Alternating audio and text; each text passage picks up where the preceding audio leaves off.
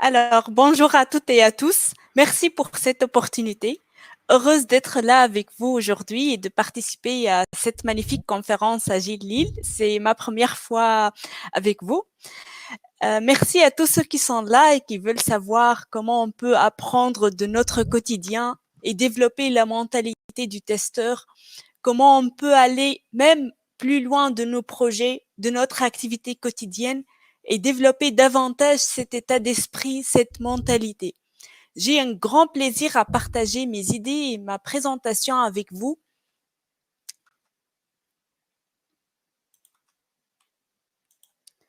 Avant de commencer mon talk, je vais m'introduire et ensuite on passe à la présentation. Alors, je suis Emna Ayadi. Je suis dans le monde de testing et de qualité logicielle depuis plus de 5 ans. J'ai commencé from scratch depuis l'obtention de mon diplôme. Mon premier job était dans le test. Je travaille maintenant en tant que test coach et consultante testing en collaboration avec Ard Kramer pendant la période du Covid, on a fait le livre le 21st Century Skills for Testers que vous pouvez le trouver gratuitement sur Leanpub en suivant ce hashtag. Et il contient principalement notre retour d'expérience et des retours d'expérience de la part des testeurs de la communauté mondiale et francophone. Il est en bilingue franco-anglais pour survivre cette transformation digitale avec notre élaboration et synthèse sur ces stories qu'on a pu ramasser à travers la communauté. J'anime aussi la communauté de tests tunisienne Ministry of Testing SFAX depuis maintenant environ presque 3 ans. En dehors de mon travail, j'aime beaucoup les aventures et la découverte du monde. Vous pouvez trouver mon blog emnaayadi.com et récemment notre challenge de ce trimestre, de ce pas trimestre mais plutôt semestre, c'est de faire la traduction du livre d'Agile Testing Condensed, celui de Lisa Crispin et Janet Gregory. Il sera bientôt disponible en version française, moi et Benjamin Butel. On est en train d'explorer l'agile testing et de faire une version française pour la communauté francophone. Aujourd'hui, dans ce monde d'évolution rapide, on passe maintenant à notre talk. Quand on parle du test, on ne parle plus d'un rôle siloté. On parle d'une activité qui se fait en collaboration avec toute l'équipe. Comment les testeurs peuvent survivre à cette transformation et quelle est l'activité du testeur dans un environnement agile? N'hésitez pas à partager vos idées en chat, curieuse de savoir qu'est-ce que vous pensez du testeur futur, du testeur agile? Est-ce qu'il y a des personnes parmi les participants qui ont vécu cette transformation du waterfall au agile? Quelle est la différence que vous a marqué le plus? Et essayez d'imaginer ce que les testeurs doivent faire pour survivre à cette transformation, soit dans leur contexte projet ou bien en dehors de leur projet. N'hésitez pas à partager vos idées en chat.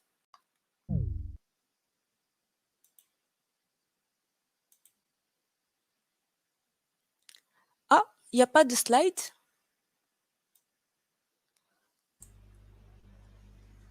Mais je sais pas pourquoi on les voit. Non, Ah, mais moi je les vois plus. Alors peut-être c'est que moi. Est-ce que non. c'est... Julien a dit que c'est bon. Peut-être il faut rafraîchir la page, les participants. Ok, je continue mon talk. C'est bon, désolé. Ok, sinon je pose encore la question, quelle est l'activité, quelle est la transformation C'est ou bon. bien qu'est-ce qu'il fait pour le testeur d'aujourd'hui? Quelle est l'activité du testeur dans un environnement agile? N'hésitez pas à partager vos idées. Sinon, je passe au slide suivant. Et puis, si vous voulez, après la présentation, on peut discuter encore davantage sur les différentes activités. Alors, la transformation agile est un défi de plusieurs entreprises, ainsi qu'au niveau des équipes, surtout si on parle des testeurs qui ont tendance à travailler en silo. Les testeurs doivent s'adapter et réagir avec modération à ces changements. En se référant au manifeste du test, nous valorisons les tests tout au long du processus de développement. Nous nous concentrons sur la prévention des bugs. Nous testons la bonne compréhension plus que la simple vérification d'une fonctionnalité. Et finalement, toute l'équipe assume la responsabilité sur la qualité et non pas juste le simple testeur. Ce manifeste reflète le changement de mentalité nécessaire pour une approche de test agile réussie. Ce changement de mentalité nécessite des testeurs ouverts d'esprit, ayant différentes compétences combinées entre les compétences techniques et les compétences humaines, surtout pour réussir cette transformation. La technique s'apprend toujours. Hier, je suis participante à Test Bash Home. Il y a une testeur qui travaille en tant que test manager maintenant et elle a dit que son background est complètement non-tech et grâce au pairing qu'elle est en train de faire et des différentes activités avec l'équipe et l'investigation des bugs, etc., elle a pu comprendre le code, coder. On dirait quand elle parle qu'elle a un background purement tech, mais naturellement, elle a un background complètement différent et elle a pu faire cette adaptation et cette transformation vers le rôle moderne. Donc, on trouve même des testeurs avec un background non tech qui ont été transformés en des testeurs full stack. En effet, les compétences humaines sont vraiment cruciales pour rendre ce changement visible et avancer encore plus vers l'avant. Dans les compétences du XXe siècle pour les testeurs, notre focus était principalement sur ces compétences humaines qu'on a trouvé qu'ils s'appellent les 4C. Ce sont la collaboration, la communication, creativity et le critical thinking. En parlant du critical thinking, le français, c'est l'esprit critique. Le fait d'avoir les choses, le fait de voir les choses différemment peut stimuler l'imagination et d'autres perspectives, ce qui contribue au succès du produit, du projet et de l'équipe. La communication, c'est l'ensemble des interactions avec les autres qui transmettent des informations. Elle peut être sous forme écrite, orale, peu importe, soit en physique ou en digital. L'essentiel qu'il y a toujours la bonne communication entre les différents membres de l'équipe et les stakeholders.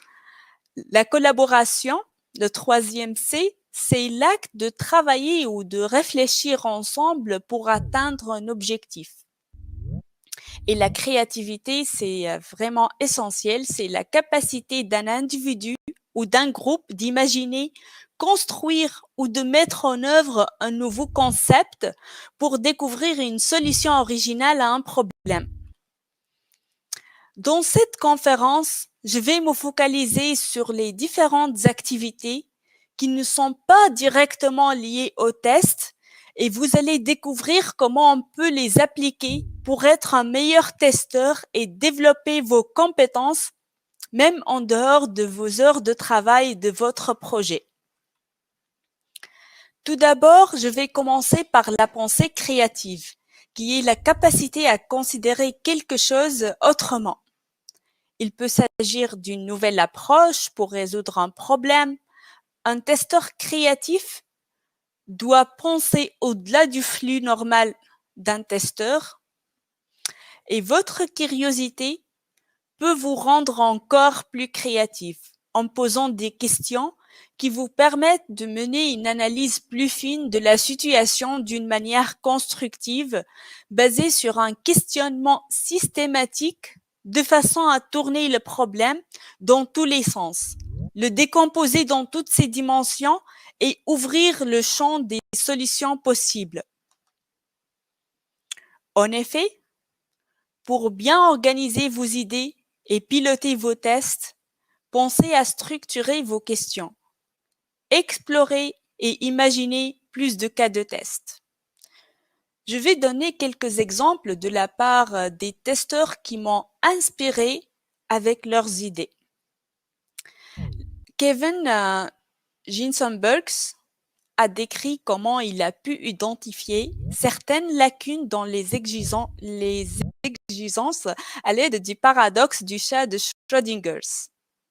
Je vais vous parler plus de ce paradoxe et le lien avec le test. Personnellement, je ne savais pas ce chat et ce paradoxe, juste c'est à travers un tweet que j'ai lancé, il a dit son raisonnement et c'est vraiment intéressant. Je vais vous parler encore plus de ce paradoxe. Vous pouvez le trouver, c'est un talk TEDx qui parle de ce paradoxe. Initialement, on place un chat dans une boîte avec un tout petit peu de substance radioactive.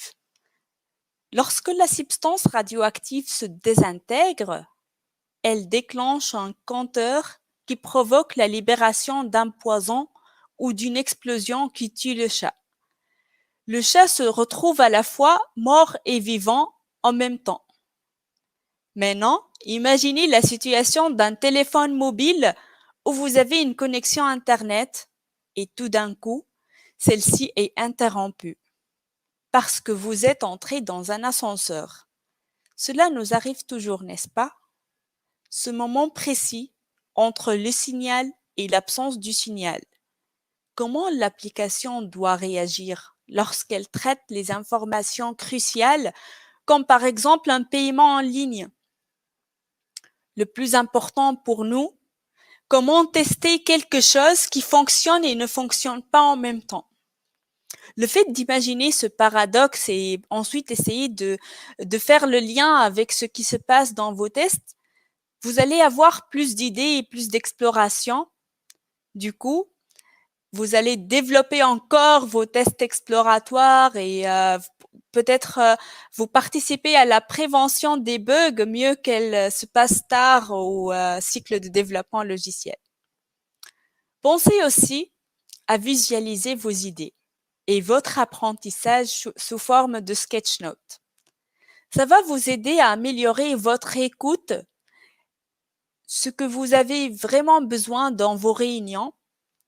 Aussi, c'est un moyen efficace pour suivre votre apprentissage, ce qui augmente votre confiance en tant que testeur. Là, j'ai un retour d'expérience depuis Antonella que vous pouvez le voir. Elle a commencé le sketchnoting et elle a dit que le fait qu'elle fait ses sketch notes, ce qui a amélioré sa compétence et sa confiance. Elle a pu partager son expérience et à travers le hashtag des différentes conférences que vous pouvez trouver sur plusieurs réseaux sociaux tels que Twitter ou LinkedIn. Je vous invite vraiment à apprendre, même si vous n'êtes pas un bon dessinateur, le fait de visualiser ce que vous entendez, c'est vraiment intéressant. Aussi, il est indispensable d'être curieux et d'apprendre en continu pour vivre dans ce monde de changement rapide. Personne ne vous empêche d'apprendre une nouvelle compétence et de l'intégrer dans votre activité de test quotidienne. Comme par exemple, vous pouvez apprendre à propos de l'expérience utilisateur, l'expérience client et même le product ownership. Ça vous aide à poser la bonne question au client et en plus, ça améliore la communication avec le développeur. L'utilisation d'une approche qualité centrée sur le client pourra même guider vos tests parce que vous allez directement vers le cible et les points critiques que le client a mentionnés. Et n'oubliez pas les principes de l'agilité et le manifesto qu'ils ont tous pour but de satisfaire le client mieux que de juste négocier avec lui. Donc, le fait de comprendre le langage du client, il est vraiment intéressant pour pouvoir avancer et ajouter plus de valeur. Lorsque vous comprenez le concept du produit final, vos tests automatiques, par exemple, ou exploratoires, auront plus de valeur et vous vous assurez que la version est conforme à ce que le client aimerait avoir. Aussi, je vous invite à voir ces livres-là. Ce sont des livres purement de la communauté test internationale. Il existe une variété de livres sur les tests logiciels.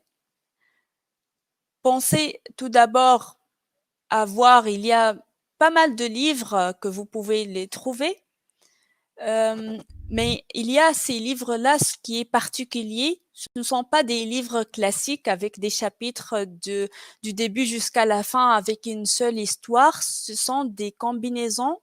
Chaque chapitre est une histoire de la part d'un testeur du monde qui a raconté comment il a pu faire un challenge, n'importe quel challenge dans le test. Du coup, par exemple, le premier de Vive Richard, il contient 80 histoires du testeur du monde entier, de différents pays du monde. Chaque histoire a son propre goût, son propre perspective, et c'est vraiment intéressant de voir ce que les autres font parce qu'on ne peut pas tout couvrir dans nos projets, mais le fait de lire les autres et leurs projets, ça nous inspire et ça nous motive avec plus d'idées pour l'appliquer dans nos quotidiens si c'est le cas et trouver un matching. Moi, je vous invite non seulement du coup de lire des livres, mais aussi de contribuer à ces genres de livres. Il existe plusieurs livres et d'appels à contribution parfois. Donc, soyez actifs et participez avec votre propre story. Ça ne demande pas beaucoup de temps, c'est juste disons 2, 3 pages, ça dépend du livre et de l'histoire. Personnellement, j'ai fait ma contribution, c'est juste pendant une soirée, j'ai écrit le texte et puis je l'ai envoyé. Donc, ça ne demande pas beaucoup de temps. Et pensez aussi à initier votre propre livre. Suite à une discussion que j'ai fait avec Art Kramer pendant le Covid, suite à un Lean Café qu'on a organisé, on a fait une discussion sur les testeurs et les compétences du XXe siècle et à travers un simple call, on a fini par l'idée d'initier le livre avec l'appel aux histoires de la part de la communauté. C'est une expérience vraiment enrichissante et je vous encourage à initier votre propre livre en faisant appel à histoire et ajouter votre propre perspective. Aussi, en parlant des livres aussi, je vous invite à faire votre propre blog. Je ne suis pas sûre quels sont les blogs que vous préférez le plus. C'est sûr que chacun de nous a des blogs de référence que vous suivez de temps à autre de la part de différents testeurs pour avoir, comme le taverne du testeur, celui de la communauté francophone où il y a d'autres blogs intéressants.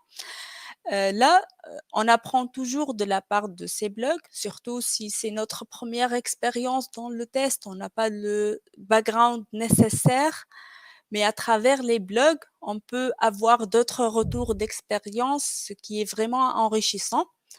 Moi, je vous invite non seulement à lire ce qu'il existe déjà, mais je vous invite à suivre votre apprentissage en partageant ce que vous êtes en train de faire. C'est vraiment intéressant parce que quand vous partagez ce que et écrire votre propre apprentissage à vous, ça vous permet de mieux comprendre et de voir vos lacunes, quels sont les points que vous ne maîtrisez pas parfaitement et ce qui est nécessaire pour améliorer votre compétence en ce sujet-là, par exemple. Je vous invite vraiment, moi personnellement, quand je suis allée à une conférence il y a 2 ans ou 3 ans, il y a des personnes qui m'ont posé la question si j'ai un blog. Moi, je dis, c'est quoi un blog?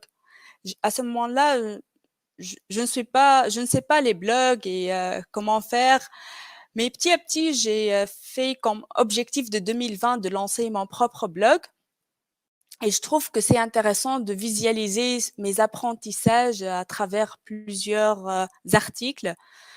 Je vous invite vraiment à l'essayer. Heureusement, la période du Covid qui m'a permis d'écrire plusieurs articles, sinon peut-être c'est difficile d'avoir le temps.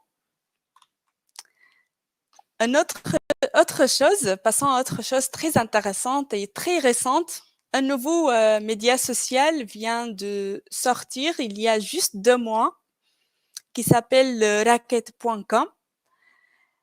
Là, je trouve plusieurs testeurs dans ce Racket. Ce média social n'a aucun lien avec le test, mais le lien que j'ai trouvé que il y a beaucoup de personnes de la communauté de test qui utilisent ce média social. Du coup, c'est intéressant de faire partie et même si vous ne voulez pas participer en tant que votre propre racket, là, je vais parler encore qu'est-ce que c'est ça. Vous pouvez juste écouter au début pour apprendre.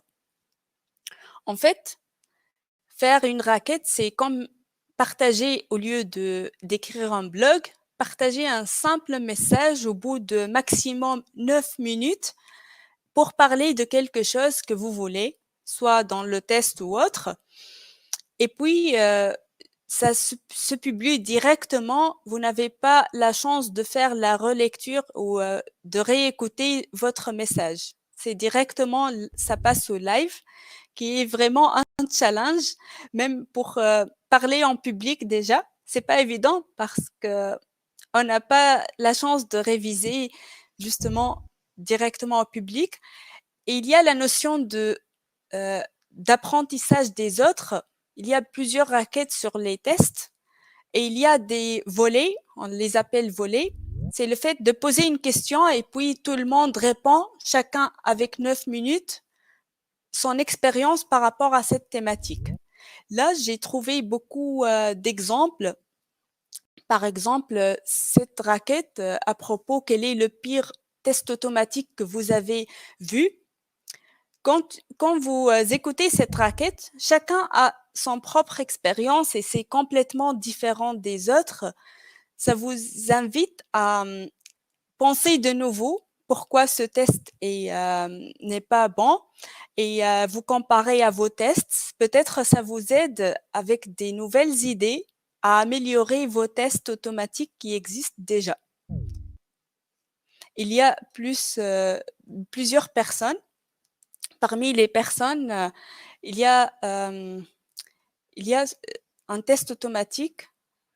Une personne a mis un émoticône dans les tests API, ou je sais pas comment, et il a pu crasher le système avec cet émoticône parce qu'elle a utilisé quelque chose que le système n'accepte pas et elle a fait toute une story, vous pouvez l'écouter. Lancer des conversations, il y a plusieurs options sur cette plateforme. Juste, vous ne pouvez pas écrire en chat ou tout se passe en vocal. Je vous invite tous à aller encore plus loin. C'est vrai que votre focus sur le test, mais n'oubliez pas ça. En plus de votre activité régulière, je trouve qu'il est génial de suivre la vision des activités de monitoring, par exemple, de comprendre les concepts d'architecture logicielle ainsi que les processus. Sachant que le futur de l'automatisation, c'est pas de focaliser sur l'automatisation des tests uniquement, mais plutôt de l'automatisation des différents processus dans l'organisation. Ce qui vous offre une vision plus large à ce que vous voulez atteindre. Du coup, vos tests auront plus de valeur et ça ouvre beaucoup d'horizons. Comme Eric a mentionné qu'il consacre une partie de son temps pour apprendre le développement des API web ou mobile, cela l'aide à communiquer mieux avec le développeur et à identifier les erreurs et les possibilités d'amélioration. Et comme je ne sais pas si vous êtes développeur ou testeur, mais de toutes les façons, si vous parlez avec le développeur avec un langage plus parlant à lui, il va l'apprécier beaucoup et ça aide et ça améliore la collaboration entre dev et test. Passons maintenant à un autre point, la collaboration. C'est bien de s'entraider, de collaborer ensemble en tant que testeur dans vos équipes ou même à une échelle plus large de votre réseau communautaire. Pour cela, réfléchissez aux moyens que vous pouvez utiliser pour offrir votre aide aux autres et collaborer avec eux.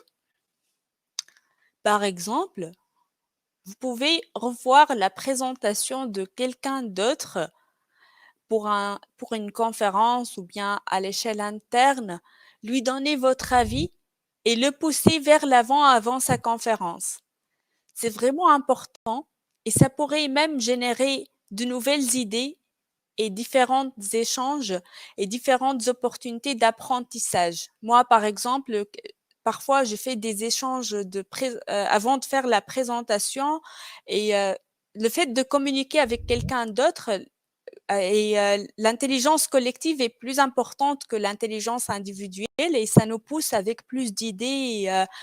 On ne peut pas tout voir avec notre œil, mais avec d'autres personnes, avec d'autres idées, avec l'esprit critique qu'on l'applique en collaborant, c'est vraiment essentiel et ça génère encore plus d'idées. En parlant des idées et du pairing, nous pouvons trouver d'autres façons de pairing dans notre temps libre. Pour cela, choisissez des sujets et commencez votre journée avec des personnes intéressées par la même thématique.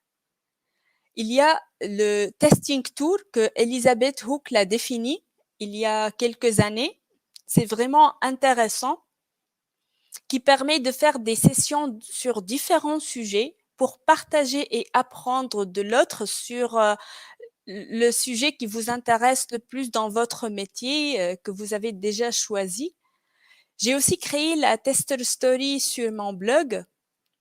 J'ai eu la chance d'apprendre beaucoup de sujets en posant des questions à plusieurs testeurs et avec cet échange collaboratif sous forme d'interview, comme par exemple celui avec Lavina, l'interview numéro 6. C'était un exemple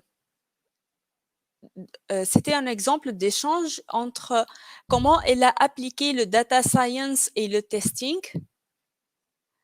ce qui m'a vraiment inspirée parce qu'avant de faire cet échange avec elle, je ne sais aucune chose sur le data science, mais après l'échange avec elle et l'interview qu'on a fait ensemble, j'ai eu une autre perspective et comment elle fait le test d'un modèle data science complexe et elle a une expérience enrichissante sur la data science et le testing. Si vous avez besoin, vous pouvez voir ce qu'elle partage. Elle a des blogs sur cette combinaison.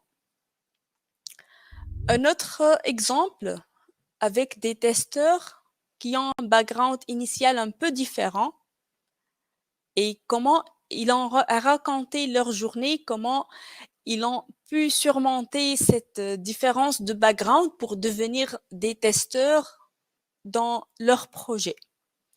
La fusion des idées et différentes compétences ne peut mener que vers plus de créativité et de la magie. Êtes-vous déjà membre des communautés de test ou d'autres communautés? Vous avez déjà la Ministry of Testing Lille euh, dont Thomas l'organise. Pensez à joindre plus de communautés. Je ne sais pas où vous êtes actuellement, mais avec l'édition remote, vous pouvez joindre n'importe quelle communauté du monde ou même penser à créer votre propre communauté si vous n'avez pas une près de vous. C'est quoi une communauté de pratique? Faisons un petit rappel sur la définition de la communauté de pratique. Il s'agit de la combinaison de 3 éléments: communauté, domaine et pratique. Ils représentent des groupes de personnes qui partagent une préoccupation ou une passion pour quelque chose qu'ils font et apprennent à mieux le faire parce qu'ils interagissent régulièrement. Depuis mon début de carrière, j'ai essayé de joindre beaucoup de communautés, surtout que j'étais la seule testeur et dans une startup, donc c'était pas évident de voir, de savoir déjà qu'est-ce que je dois faire et si je suis dans la bonne direction ou non dans mon projet. Après quelques années, j'ai même créé ma propre communauté et c'était une expérience super enrichissante. J'ai animé plusieurs ateliers et meet-up autour du testing et j'ai bien adoré cette opportunité. Surtout, mon focus était sur la gamification in learning. J'utilise des jeux pour parler du test et faire des discussions. Je vais vous parler de ces jeux à la fin de ma présentation. Et la photo que vous voyez illustre l'iceberg de connaissances. En fait, les connaissances de chaque individu représentées par la petite partie supérieure qui est la connaissance explicite que tout le monde peut avoir, alors que la partie inférieure représente les connaissances que nous avons qui sont beaucoup plus importantes et ce qui se prolifère de plus en plus à l'aide de la communauté de pratique.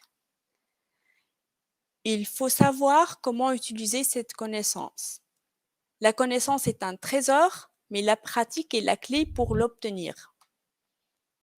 Alors, maintenant, comme je vous ai promis pour les jeux, pour rendre votre journée encore plus agréable, essayez de gamifier votre activité de test de temps à autre.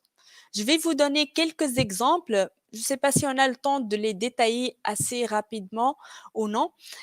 Sinon, vous pouvez, après, si vous voulez encore de détails ou des liens, comment l'obtenir, n'hésitez pas à me contacter via Twitter ou LinkedIn.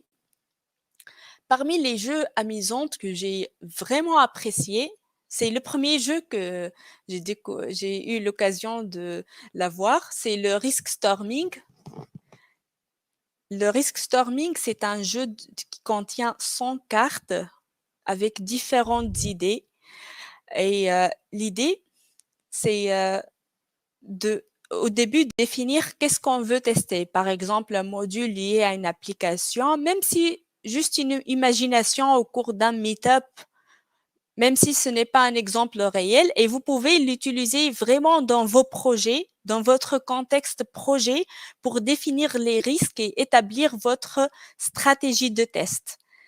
Le jeu se déroule de la manière suivante. Au début, après avoir défini le module que vous allez tester, vous sélectionnez 6 cartes parmi les bleus concernant l'aspect de qualité lié à ce module-là. Quels sont les 6 aspects de qualité les plus importants dans votre module, dans votre application? Après une discussion, vous trouvez des exemples qui vous guident sur ces cartes-là. Une fois vous avez défini ces aspects de qualité les plus importants, alors certainement, il y aura beaucoup de risques qui peuvent être trouvés par rapport à ces aspects de qualité. Alors, la deuxième étape est donc identifier les risques sur ces aspects de qualité qui peuvent arriver. Quels sont les risques là où il y aura un échange collaboratif entre les différents membres de l'équipe. À propos, il y a une version en ligne de ce risk storming. Mais, là, je parle de la version physique. J'espère bientôt, on aura la chance de se rencontrer en physique. On ferme la parenthèse, on revient donc, on identifie les risques. Chaque risque, on écrit le risque, le nom du risque et la cause et la conséquence. Qu'est-ce qui se passe si on a ce risque-là? Et après, on a 60 cartes qui peuvent alléger ces risques. Ces 60 cartes, ce sont des techniques de test, 20 techniques. Ce ne sont pas juste 2 ou 3 techniques, il contient ce deck 20 techniques de test et aussi 20 heuristiques et 20 patterns. Chaque carte contient des exemples, comment on peut l'imaginer, et on peut discuter. Vous pouvez donc mettre ces cartes colorées, choisissez le plus important, comment alléger ces risques depuis ces cartes, et puis vous allez faire une discussion assez enrichissante qui parle aux product owners, aux développeurs, aux testeurs, tout le monde peut être impliqué dans ce genre de workshop. C'est un serious game très intéressant. Et à la fin, après cet échange, vous pouvez donc écrire votre stratégie de test et discuter oralement en plus. Il y a une template, vous pouvez le trouver en ligne, je pense. À travers juste en une seule page, vous pouvez faire votre stratégie de test. Donc, pas besoin d'une documentation très longue pour parler de votre stratégie. Juste en une seule page, vous pouvez communiquer votre stratégie de test. Et ça, l'utilité du jeu, parce que après les discussions, vous allez remplir ce document rapidement. Un autre jeu sur les pratiques du test agile qu'on a déjà parlé en début et qu'Aurélie et Thomas ont raconté leur retour d'expérience avec les tests agiles. Là, ce sujet me passionne et passionne tous les testeurs de nos jours. Nous avons utilisé les cartes de coaching d'Agile Testing. Ce qui est mentionné dans chaque carte parmi les 99 peut générer des discussions avec les membres de l'équipe et les aide à décider d'essayer des techniques de test ou de changer leur façon de travailler. 3 options peuvent être réalisées pendant ce jeu. Vous pouvez dérouler les discussions et chaque carte, vous décidez si vous faites déjà ou bien pas vraiment ou bien vous ne connaissez jamais. Et après, à la fin, on fait une discussion sur tous les cartes, ou bien pas tous, peut-être une chaque réunion ensuite, sur les cartes que vous ne connaissez pas, parce que dans chaque carte, il y a un guide pour une pratique de test agile. Donc, vous pouvez ensuite voir, même chercher sur Internet et faire des discussions, comment vous pouvez injecter cette pratique de test agile dans vos tests quotidiens. Donc, si vous allez avoir des différentes idées, et même si c'est pas toujours le cas, peut-être il y a une pratique que vous ne pouvez pas l'appliquer à votre contexte, donc il faut tout d'abord faire le lien si c'est applicable ou non. Si c'est le cas, alors comment vous pouvez l'appliquer pour améliorer vos tests dans votre équipe. Il y a aussi un autre jeu qui s'appelle Pragma Cards. Il s'agit du jeu qui livre. Ce jeu-là vous permet à concevoir le pipeline de livraison continue. Là aussi, tout le monde peut participer à travers un brainstorming sur les différentes étapes de ce pipeline. Et l'idée, c'est de raccourcir les étapes. Par exemple, il y a des étapes qu'on peut le faire en parallèle et gagner du temps pour la delivery. Donc, à travers ces discussions et quand on visualise toute la pipeline de livraison continue, ça nous permet d'avoir une vie, c'est pour faciliter d'avoir la vie holistique du test en mode agile. C'est vraiment intéressant de faire ces genres de brainstorming avec toute l'équipe, même si ceux qui ne sont pas des testeurs, parce qu'aujourd'hui, le rôle du testeur, c'est un mixte qui peut être intégré à plusieurs autres rôles. On n'a pas beaucoup de temps, je pense, mais il y a un autre jeu, le Questions for Testers. C'est un jeu de James Lindsay pour déclencher des conversations et établir de liens entre les différents membres. Ce jeu-là, vous pouvez l'utiliser comme un icebreaker ou c'est pas un jeu qui est technique ou autour des tests réellement. Ça paraît même un peu débile. C'est juste de déclencher des discussions à tour de rôle lorsque chaque rôle, la personne sélectionnée lit une question et les possibilités à haute voix, mais chacun choisira la réponse en privé et les autres doivent deviner ce qu'il a pensé et pourquoi. Voilà, l'exercice paraît simple, mais la discussion et les échanges, les opinions à la fin de chaque tour donnent de l'inspiration et rapprochent les équipes ensemble. participer aussi à des échanges au format de café virtuel, les lignes café. C'est une opportunité pour échanger avec les testeurs de différents pays à travers la communauté Ministry of Testing. J'ai eu la chance d'animer plusieurs ateliers de Testers Virtual Coffee, soit 100% en remote ou bien avant le Covid, c'était en version hybride, là où j'ai réuni des personnes chez moi. On a fait dans un meet-up et puis d'autres meet-up en parallèle, un en France, à Paris, et un autre en Grèce. Et on a fait des échanges sur la stratégie d'automatisation des tests, par exemple, ou bien un autre sur les rapports, comment présenter les rapports de qualité. Ces échanges-là permettent d'avoir différentes perspectives des testeurs autour du monde et ça nous donne beaucoup d'idées. Pour faire tout cela, vous avez besoin de votre énergie et de votre pleine conscience. Il est très difficile de se concentrer sur quelque chose lorsque le lieu de travail est plein de bruit. Que faire? Comment surmonter les difficultés pareilles? La méditation est la solution. Cela peut sembler stupide et inutile, mais la méditation aide vraiment à se concentrer sur les choses nécessaires, ce qui favorise le bien-être mental. Avant de commencer à tester les applications mobiles et web ou autres, il faut identifier et créer la zone de test. Il s'agit d'un état mental particulier qui aide le testeur à se concentrer sur les tâches.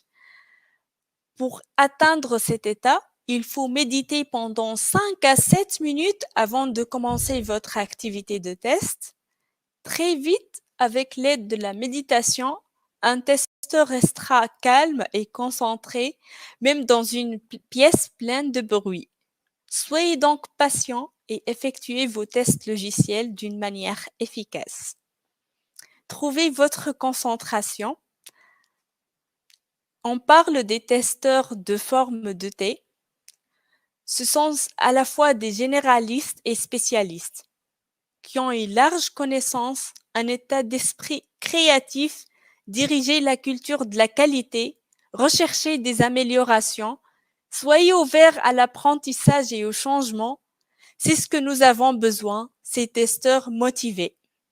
Pour conclure, le lien que j'ai voulu faire avec le test dans votre projet et au-delà de votre projet correspond au changement de mentalité nécessaire pour les testeurs et à toute l'équipe de développement, afin qu'ils surmontent ce monde d'évolution rapide et avoir cet état d'esprit pour assurer l'activité de test en continu. Et là, j'arrive à la fin de cette présentation. Merci pour votre participation à cette conférence. J'espère que vous avez eu l'occasion d'apprendre de nouvelles idées pour tester au-delà de votre projet. Je vous invite à voter sur le ROTI Express. Et si vous avez des questions, allez-y, n'hésitez pas à les poser maintenant ou hors ligne via Twitter ou LinkedIn. Merci à tous. Merci Julien. Merci beaucoup, Emna. Écoutez, vous avez le talk a été terminé un quart d'heure avant, donc du coup, on a beaucoup de temps pour des questions. C'est super. N'hésitez pas à poser vos questions. Ah d'accord.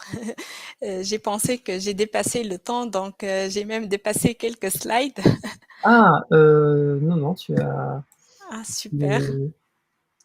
Là, on est en pause à 15h, on est en pause à 15h45 et 15h30.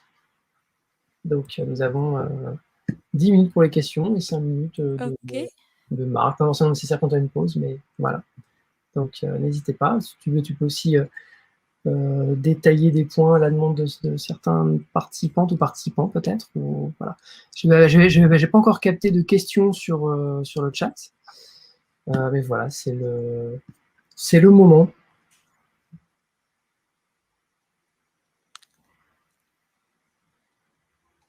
Je pense qu'au début, il y a des personnes qui n'ont pas pu accéder aux slides, mais après, c'est bon. Est-ce que des personnes souhaiteraient peut-être détailler certains points? Pourtant, on a Est-ce que vous utilisez déjà des jeux?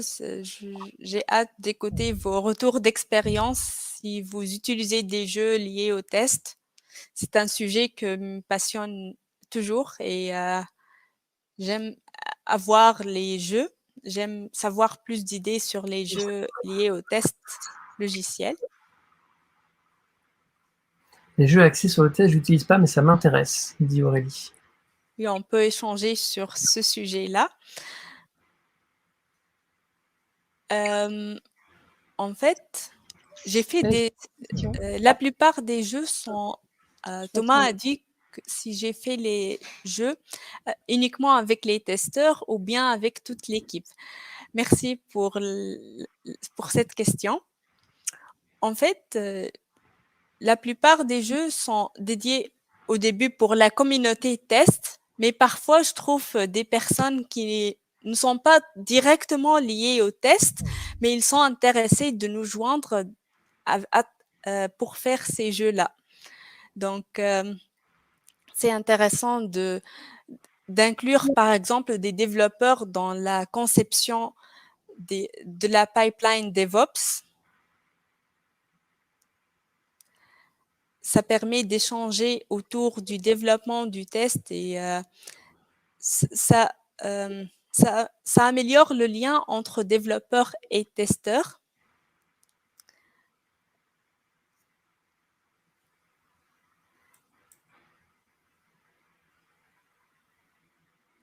Là, il y a une discussion sur le Jenga.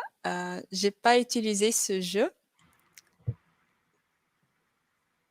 Est-ce que tu as un retour d'expérience, Thomas? Ouais, Tu Thomas, peux le partager? n'hésite pas à allumer ton micro, Thomas, c'est des choses à partager. Et en fait, c'était il y a 2 ans ou il y a 3 ans, je sais même plus. Le temps passe vite. C'était Vincent Gragek et Eric Azoumé et qui nous avaient présenté. C'était un peu pour l'intérêt du test first, on va dire. Mais c'était via du Jenga et c'était super bien. Mais c'était un atelier, mais du coup, c'était en présentiel et je trouvais ça génial. Et ce jeu, c'est pour quelle audience? Les testeurs, les développeurs, tout le monde? Je pense que c'est plutôt pour tout le monde et plutôt pour les non-testeurs pour voir l'intérêt du test, quoi. Ah, c'est intéressant. Oui, en fait, vous m'entendez? Oui. Du coup, en fait, l'atelier, il se déroulait en 2 temps. En fait, il y avait un premier temps où on faisait un peu la méthode à l'ancienne, entre guillemets, du coup, cycle en V, waterfall, où on mettait des équipes silotées qui devaient faire une construction, donc en Jenga, mais avec des spécifications. Et donc, une fois alors, il y avait le chef de projet qui donnait les instructions. Ensuite, il y a l'équipe de développement qui réalise. Une fois qu'elle a fait son dev, elle transmet à l'équipe de test. Donc, il a fallu transporter la tour, bien sûr, sans la casser. Donc, déjà là, c'était un peu périlleux. Ils communiquaient pas forcément. Et à la fin, il y a l'équipe qui mettait en production. Donc, il devait juste reposer la tour validée par le testeur sur une feuille de papier, tout simplement. Donc, je ne vous cache pas que c'était très périlleux, mais on voulait justement que les équipes se plantent. Et après, on les a mis un peu en mode agile, c'est-à-dire maintenant, vous allez travailler ensemble déjà. Vous allez être autour de la même table, vous allez construire et réfléchir ensemble. Et du coup, on compare en fait les deux approches. Soit l'approche silotée, soit l'approche agile, où en gros, on réunit toutes les compétences dont on a besoin dans une équipe produit, on les met autour de la même table et on se rend compte effectivement que c'est... la conclusion, c'est que ça marche beaucoup mieux en fait quand on interagit directement avec. C'est pour ça que tu disais, Thomas, effectivement, le dev, test, ops, l'idée, c'est pas oublier qu'avant tout, c'est la culture DevOps, c'est surtout la philosophie de pouvoir réunir les mêmes compétences ensemble plutôt qu'ils soient en mode cascade et qui se transmettent en gros le pavé de service en service. Et c'est ce qu'on voulait démontrer effectivement il y a 2 ans via cet atelier. Ah, intéressant. Merci Vincent pour ton intervention. J'ai bien aimé l'idée comment il compare ensuite la différence entre les approches avant l'agilité et après et de faire cette comparaison. Aussi pour le risk storming, c'est une idée pour réunir surtout le monde de l'opérationnel parce que parfois les risques quand on de la part des testeurs, on ne peut pas tout imaginer, mais à travers des discussions qui se déclenchent à travers des jeux de cartes avec l'opérationnel, les développeurs et les testeurs, ça aide à identifier plusieurs points mieux que de se lancer dans le test et louper quelque chose. Et puis, c'est un bug critique de la part du client. On essaie d'éviter. Et là, comme le manifeste du test agile parle de prévenir les defects mieux que de les trouver. On essaie de tester tôt. Ces genres de discussions, ce sont un support intéressant pour tester et encourager à tester tout et à identifier le maximum de problèmes dès le début, mieux que à la fin du projet.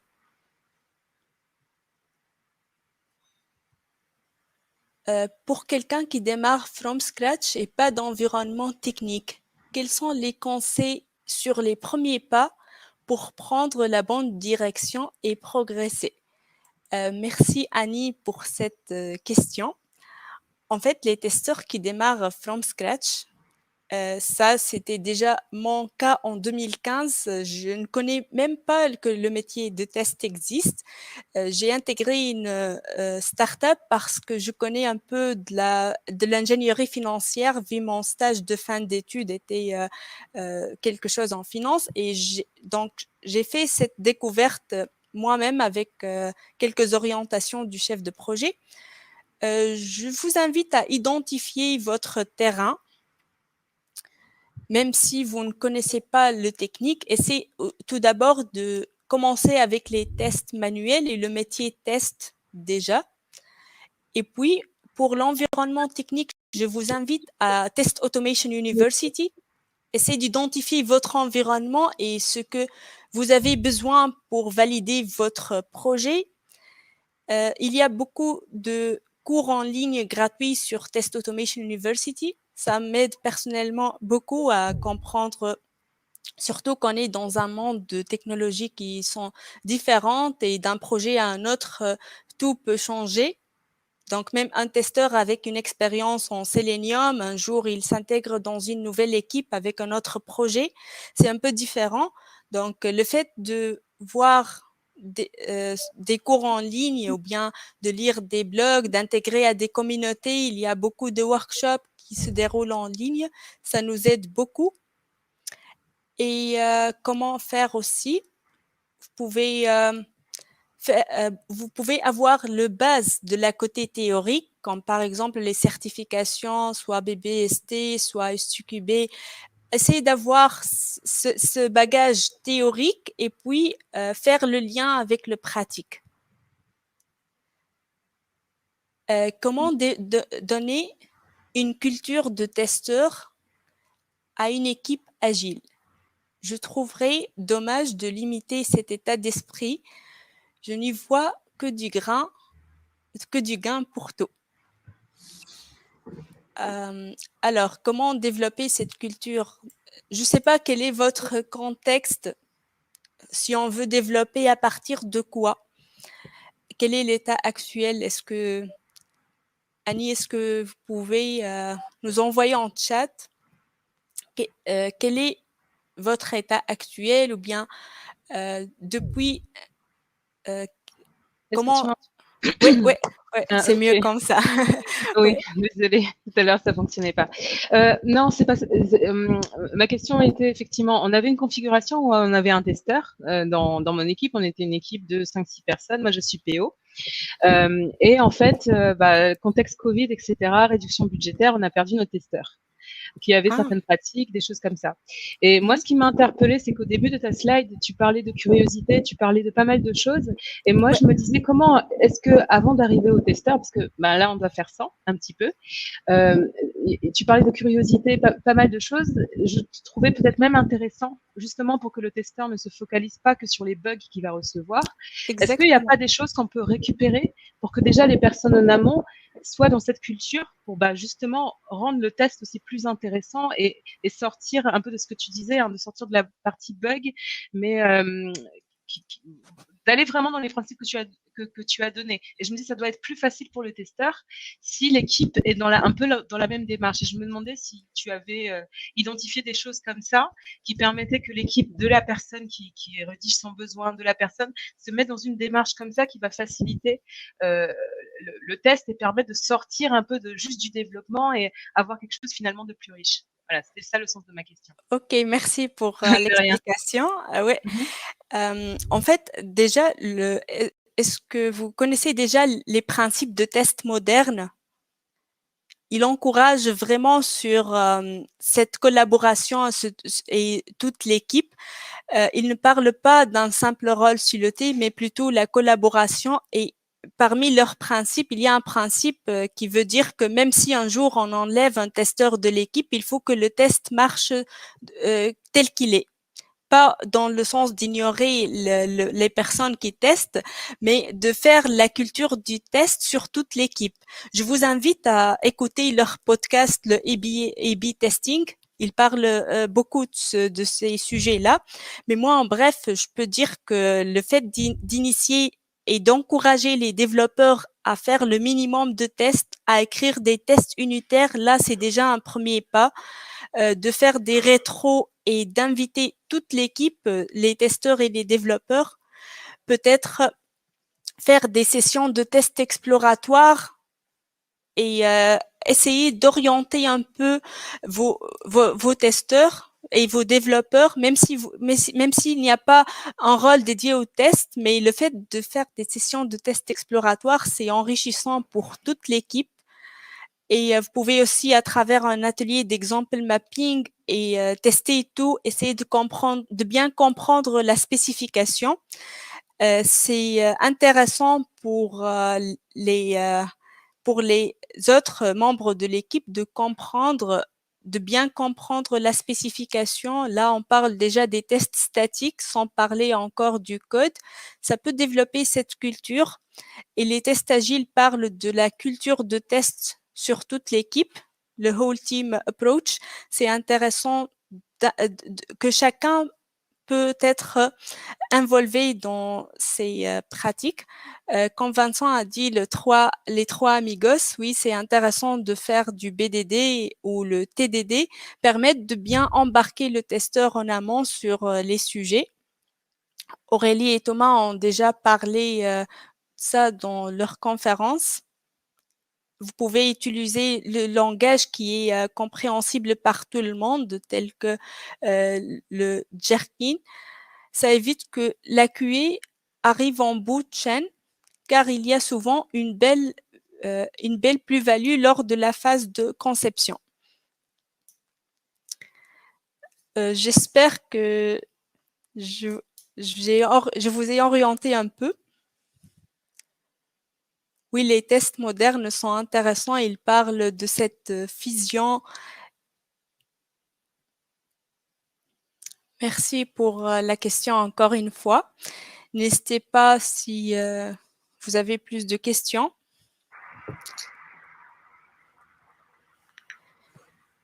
Il y a aussi... Oui, pardon. Il y a aussi le livre Accelerate Building and Scaling High Performing Organization. Je recommande ce livre ou bien celui des tests agiles. Ça donne plus d'idées, plus de pratiques, comment tester en contexte DevOps, comment faire le test en continu.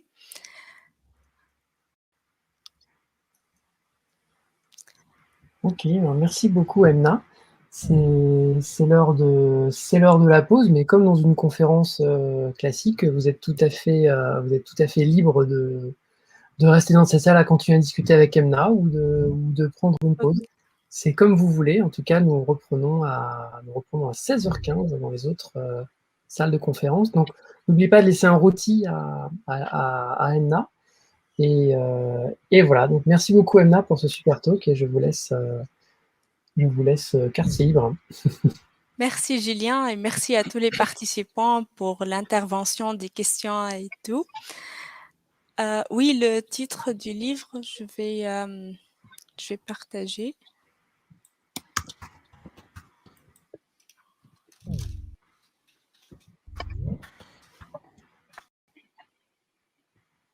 Juste un moment, je vais le partager en chat.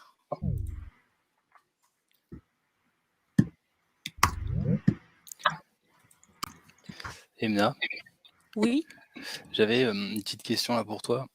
C'est plutôt ton ressenti personnel. Comment tu vois l'avenir du testeur? Est-ce que pour toi, ce sera quelqu'un qui sera plutôt proche de la technique, plutôt proche du dev, ou peut-être plutôt proche du produit, ou idéalement les deux si ses compétences lui permettent? Comment tu imagines ce métier-là là, dans quelques années en fait? C'est pas facile comme question. Mais... Oui, c'est un challenge de répondre. En fait, le testeur de l'avenir, il doit à la fois être quelqu'un qui peut comprendre la technique et s'adapter, l'essentiel, la force d'adaptation à son contexte. Parce que le contexte d'un jour à un autre, d'un projet à un autre change. Peut-être s'il est plus technique dans un projet, mais il passe à un autre projet, c'est différent. Pour cela, dans les compétences du XXe siècle pour les testeurs, on a parlé de ces 4 compétences et on n'a pas fait un focus sur la technique parce que les robots, l'intelligence artificielle peut un jour peut-être remplacer les tests automatiques, mais pas cette mentalité de raisonnement du testeur. Pour cela, le plus qu'on a ces 4 C et on peut les adapter à notre contexte et faire l'apprentissage en continu, plus que on sera proche et on peut s'adapter à ce monde qui change vite. Mais bien sûr, c'est pas une question que on peut écrire beaucoup d'articles et de livres sur cette question. Il y a plusieurs perspectives et plusieurs visions. Par exemple, les tests automatiques et l'intelligence artificielle sont deux choses qui sont en train d'évolution, comme l'analyse de ces tests-là avec de l'intelligence artificielle, ou bien même il y a des outils qui aident le testeur à identifier les différents cas de test et à faire l'automatisation. Mais est-ce qu'on a fait la bonne automatisation? Est-ce que le robot a fait des tests qu'on n'a pas besoin? C'est ça le problème de faire tout avec les machines. Moi, personnellement, je suis entièrement d'accord avec toi, Emina, parce qu'il y a une chose qui restera toujours, c'est la méthodologie et la vision du testeur par rapport au sujet, au contexte sur lequel il va être amené à travailler. Et ça, comme tu le dis, aucune machine ne pourra... Ce sera un outil pour aider en phase 2, mais la première phase qui est l'analyse et le ressenti du testeur, c'est un ressenti humain et une méthodologie, une connaissance qu'il aura acquis. Oui. Bonjour, Emna. Oui, bonjour. Oui, donc moi c'est Estelle. Merci bonjour, en tout cas Estelle. pour... Merci d'être là. Merci pour cette conférence, j'ai beaucoup appris. Moi, en fait, Emna, je sais que tu as je dirais une expertise dans tout ce qui est communauté, création de communauté. Oui. Et j'aimerais avoir, moi aujourd'hui, bon, je suis consultante en test plus indépendante. Ce que je veux, c'est de vulgariser en fait le métier du test en Afrique subsaharienne. Et là-bas, le contexte est différent d'ici. Et je voulais savoir si vous avez eu des techniques, des retours d'expérience, des questionnements qui ont été, par rapport à votre expérience, qui ont été répondus, parce que moi j'ai un peu du mal, ma difficulté c'est qu'en fait j'ai un peu du mal à rendre le test en fait, parce qu'aujourd'hui les jeunes en Afrique se focalisent sur le développement. On commence à créer, à développer des solutions, mais la qualité n'y est pas. Et moi, ce que je veux aujourd'hui, c'est vulgariser ce métier du test, le faire reconnaître à cette communauté-là. Est-ce qu'il y a des conseils que vous êtes passé par là? Alors, tout d'abord, merci pour la question. C'est intéressant de faire des échanges de communauté, mais la première chose, comment les convaincre, j'ai bien aimé ce point, parce que ça semble évident, mais c'est pas toujours le cas. Exactement. Est-ce que vous pouvez, par exemple, faire un exemple d'application qu'ils sont en train de développer? Est-ce que vous pouvez faire le test du même sprint, intégrer quelques tests de plus et faire ensuite la comparaison? C'est-à-dire de quelque chose qu'ils font déjà, mais essayer d'ajouter la valeur et essayer d'utiliser des KPI pour montrer comment on a pu améliorer la qualité de cette application, de ce livrable à travers les tests. Peut-être, malgré que les KPI, c'est un sujet vague, tout le monde peut proposer ses propres KPI, il y a beaucoup de discussions sur ces sujets, mais à votre cas, je vous recommande de faire des petits exemples, pas tout à la fois, et de montrer les KPI à travers, par exemple, des cartes, des chartes, avec des numéros, des chartes visuelles, pour montrer le focus sur le test et quelle est la valeur ajoutée. À ce moment-là, quand ils voient les choses en concret, ils vont pouvoir imaginer et ils seront plus convaincus par le métier test et ils veulent l'ajouter à leur propre tour. Ou bien, même s'il n'y a pas un rôle dédié au test, essayer de parler des tests unitaires, essayer de savoir qu'est-ce que les développeurs sont en train de faire, même le pair testing entre les développeurs, par exemple, juste la revue de code, chacun fait la revue du code de son collègue et essaye de montrer la différence à travers ces activités. Parce que je suis sûre que si aucun code revu n'est en train de s'exécuter, alors je suis sûre qu'il y a des bugs là-dessus, mais c'est la chance qu'ils n'ont pas encore trouvée. C'est ça. Donc, essayez de faire ce genre de statistiques, de workshops. Par exemple, vous pouvez faire un workshop sur les tests exploratoires et convaincre les développeurs à faire ces choses-là. Et là, ils vont sentir le besoin et l'importance du métier test. Peut-être la première étape, de voir le développeur qui est le plus motivé et essayer de mettre en tant que testeur. Comme ça, il est déjà familiarisé avec l'équipe. Pas mal, ça. C'est une très bonne idée. Oui, le développeur qui est le plus motivé par ces workshops et tu peux le nommer en tant que testeur de l'équipe.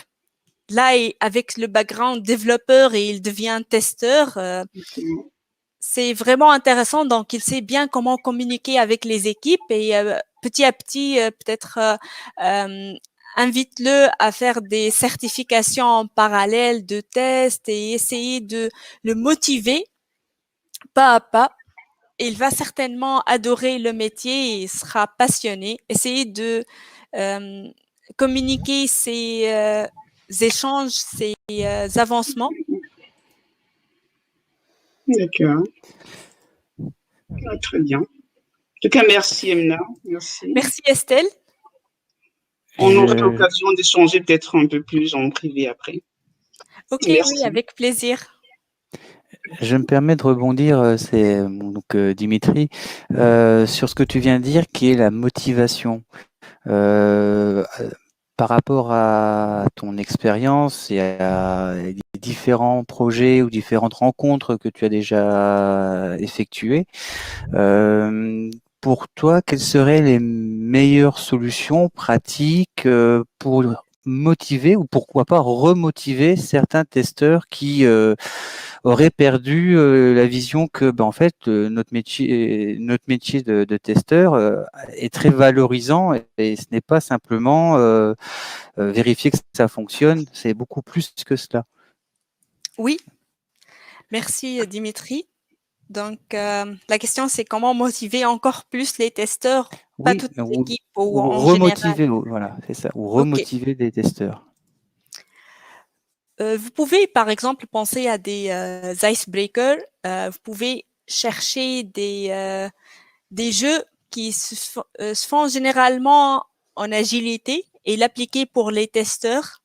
Essayer d'animer des ateliers, des workshops, essayer d'inviter un testeur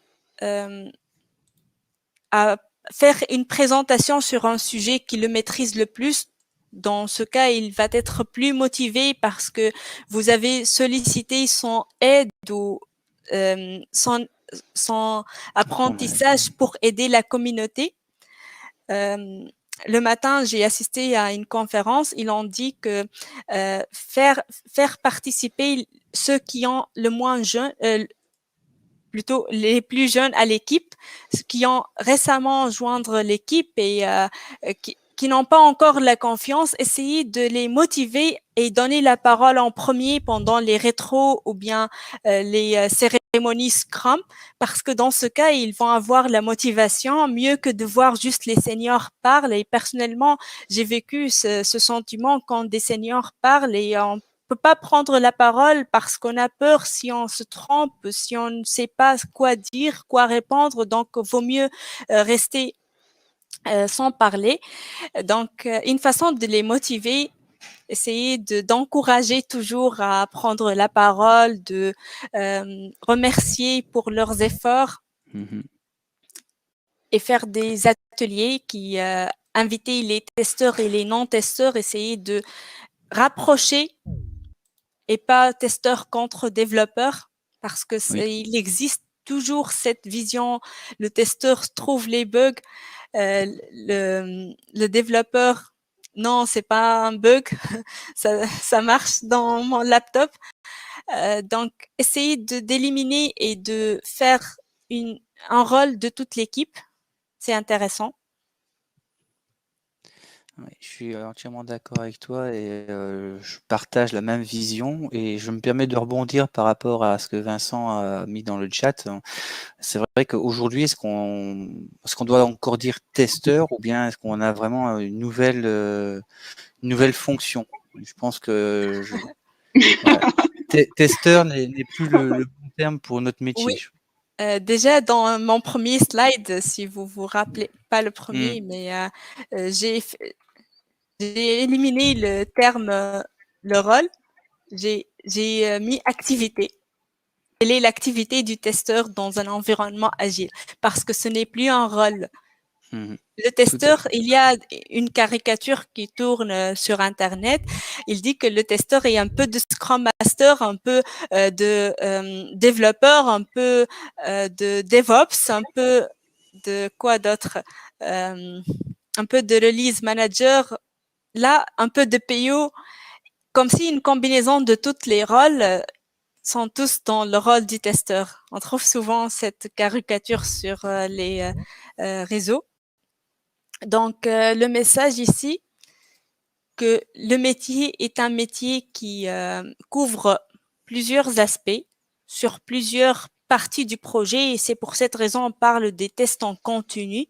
Donc, si on parle du test en continu et on veut intégrer le testeur, on ne peut pas avoir un testeur qui se focalise uniquement dans un coin de cette vue en forme holistique, mais plutôt il est présent toujours. Les tests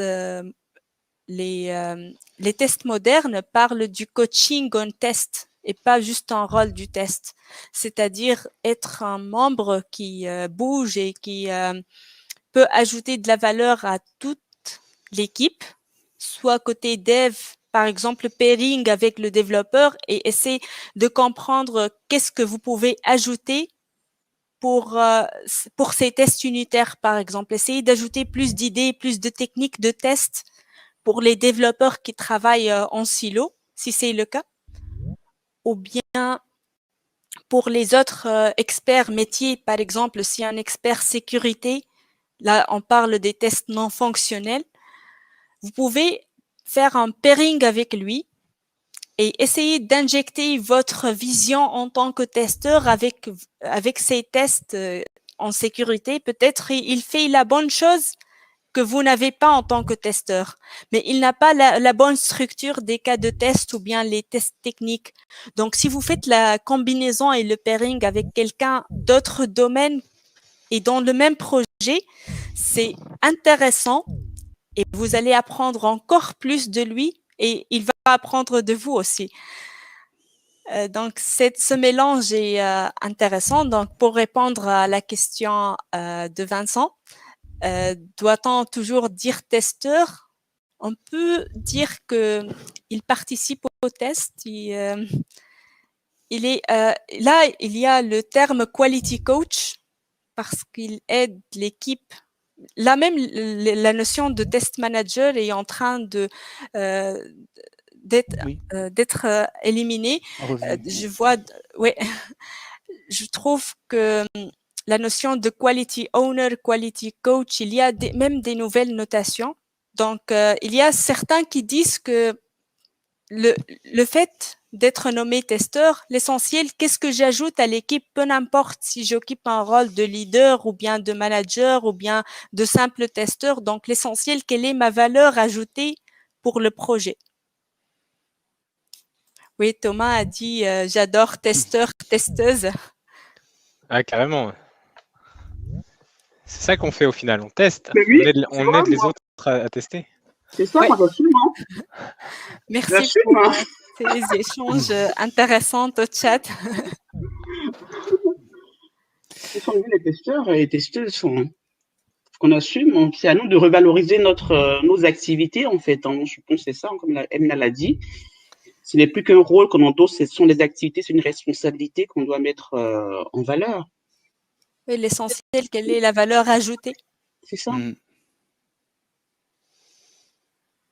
Oui, et comme je dis, comme pour rejoindre Emna, il faut casser cette caricature que le testeur, c'est simplement la personne qui est sur l'ordinateur, qui suit une suite d'étapes avec des actions, des résultats attendus, et à la fin fait un beau petit rapport en disant c'est bon ou pas bon. Il y a tout le travail en amont que parfois certaines personnes oublient que ça fait partie également du métier, de la qualité du testeur. Oui, exactement. Julie a dit et vous faites quoi quand le posteur tester c'est douter. On l'a tous ce poster. C'est trop bien de douter. Les gens qui doutent pas, je les plains. C'est le critical thinking que j'ai parlé dans le livre. Il faut être un bon douteux. Déjà, le t-shirt que je porte aujourd'hui, it doesn't work on my machine. Donc, moi, je dirais que voilà, tester, c'est être curieux. Exactement. Oui, oui. Il faut être curieux, il faut penser comment on peut penser aux edge cases. J'ai perdu le mot français. Les cas limites, passer au-delà des intervalles, par exemple, si le champ n'accepte que des valeurs, essayer de faire introduire des icônes, des caractères spéciaux.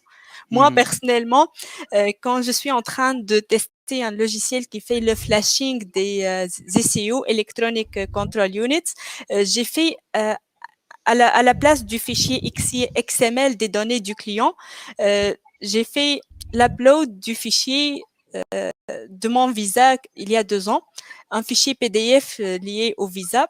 Normalement, l'application n'accepte pas ce fichier, mais j'ai pu l'introduire et puis un crash.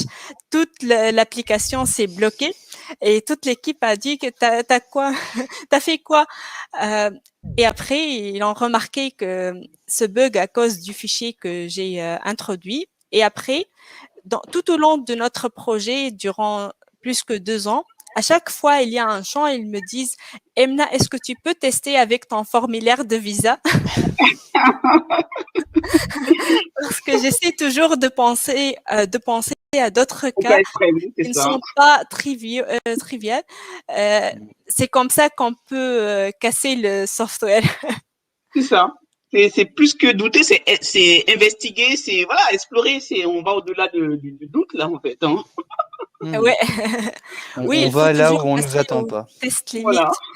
Il y a sur Racket, je vous invite vraiment à cette plateforme. J'adore les 2 dernières semaines, j'ai écouté plusieurs Racket et il y a une personne qui a dit qu'il a fait avec 10 €, il a trouvé un bug presque en production, juste avant livraison, qui a permis d'acheter une valeur environ 14 000 items depuis le site d'achat en ligne, juste avec 10 €. Il a joué avec les bornes limites jusqu'à atteindre une valeur que le système ne supporte pas et du coup, le compteur s'est allé au négatif. Et en ce moment-là, il a ajouté, il a ajouté, il a ajouté d'autres petits trucs et il a passé l'ordre. C'est 10 € uniquement. Ou 15, je me rappelle pas exactement de valeur, mais l'essentiel, c'est 14 000 items, juste pour 10 €. Donc, Pas mal. c'est bon côté business, n'est-ce pas? Si on trouve ces genres de bugs, alors au revoir la société de ce produit. Je vous invite vraiment à écouter ces raquettes par la communauté des testeurs. Ils sont en anglais. Il n'y a pas encore des francophones qui partagent des raquettes en français. Je vous invite, si vous voulez, l'utiliser l'application. J'ai même demandé, je suis testeur bêta sur cet outil. J'ai demandé si on peut faire des rooms à travers ce racket pour pouvoir participer en plusieurs langues. Ils m'ont dit que cette feature est en cours d'implémentation. Donc, n'hésitez pas à partager le bug le plus fin que vous avez trouvé via Racket.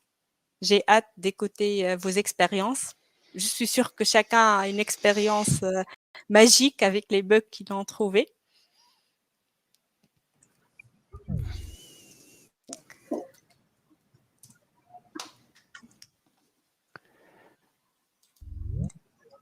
Nathalie, j'espère que ce sont les devs qui tuent leurs propres bugs. En fait, si on veut parler, on dit que le testeur casse le software. En fait, la vérité, c'est le testeur pense au cas que le développeur n'a pas imaginé parce que généralement, les développeurs pensent directement que ça marche et ne fait pas l'investigation avec plus de cas d'utilisation. Juste, il essaie avec le scénario nominal. Il s'appelle le happy path dans le agile testing. Juste, il trouve le cas nominal et puis ils disent que ça marche, ça tourne, mais les testeurs ont tendance à imaginer plus de cas. Et là, on parle aussi de l'indépendance. Si quelqu'un, il est lui-même le développeur, même s'il est à la base testeur, même s'il a développé l'application, donc par nature des choses, il ne veut pas le casser parce qu'il est plus dépendant à l'application qu'une personne externe. Si on parle des testeurs, par exemple, dans un projet, un nouveau testeur rejoint l'équipe, il a des nouveaux yeux. Il peut capter des bugs que l'équipe n'a pas trouvés avant. Parce qu'il a cet nouvel œil, alors que l'équipe s'est déjà habituée au produit. Donc, même s'il y a un bug, pour eux, c'est le normal. Donc, le fait de faire cette indépendance, c'est intéressant. Les champs non contrôlés correctement ont l'air d'être un peu partout. Quel champ, Nicolas? Ouais, il a dit un exemple. Comme la vidéo qui circulait il y a quelques mois où on y voit les devs en train de regarder la QA qui mettait les cercles dans les carrés et ça marchait. Oui, oui. Tu parles de la mentalité. Est-ce qu'il y a d'autres échanges? Est-ce qu'il y a quelqu'un qui veut prendre la parole? Donc, ouais, excusez-moi, bonjour à tous. C'est Basile, je fais partie de l'organisation. Si c'est peut-être possible pour le coup de libérer la salle, parce que je vais avoir besoin de reconfigurer les flux pour la prochaine session qui est dans 5 minutes. Ok, certainement. L'autre, il nous Merci. chasse, il nous chasse. Il nous chasse. Et il n'y a plus de couvre-feu, hein, c'est bon. Merci en tout cas. Salut. Merci à tout le monde. Merci pour ces échanges super intéressants après la conférence. N'hésitez pas, si vous voulez discuter encore plus, vous pouvez me trouver sur Twitter ou LinkedIn. Ou bien, si vous voulez faire un racket ensemble, je suis à votre disposition. N'hésitez pas à me demander, on peut lancer des rackets ensemble pour parler de ces échanges-là. À très bientôt. Merci. Au revoir. Merci. Au revoir. Merci.